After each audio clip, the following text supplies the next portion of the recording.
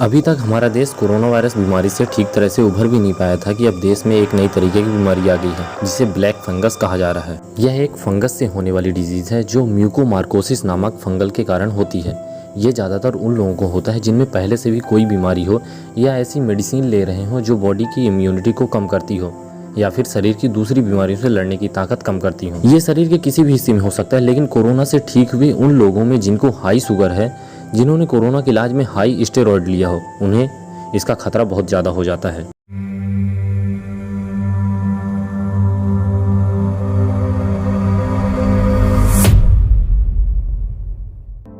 अब ये भी जान लेते हैं कि आखिर ब्लैक फंगस कहाँ पाया जाता है।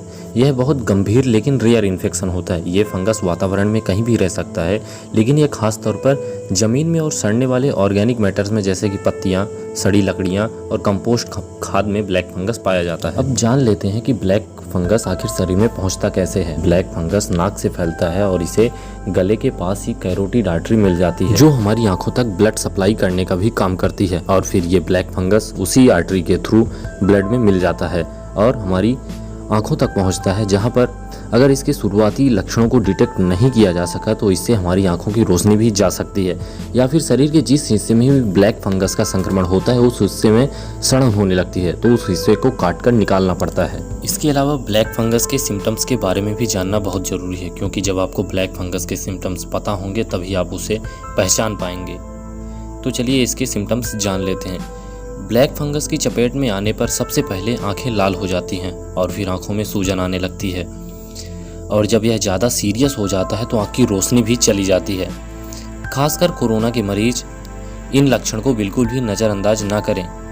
इसके अलावा कुछ अन्य लक्षण आते हैं, जैसे चेहरे में शून्यपन, चेहरे का एक ओर से सूज जाना, सिर दर्द जैसे लक्षण दिखाई देते हैं।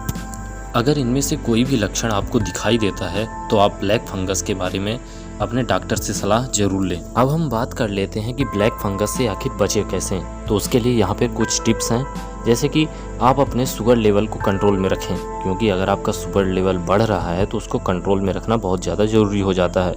साथ ही स्टेरॉयड का इस्तेमाल आप डॉक्टर की सलाह पर ही करें, चेकअप आपको करवाते रहना चाहिए। तो ये थी ब्लैक फंगस के बारे में कुछ जानकारी। उम्मीद करते हैं आपको जानकारी पसंद आई होगी। अगर वीडियो अच्छा लगा तो शेयर करो, लाइक करो।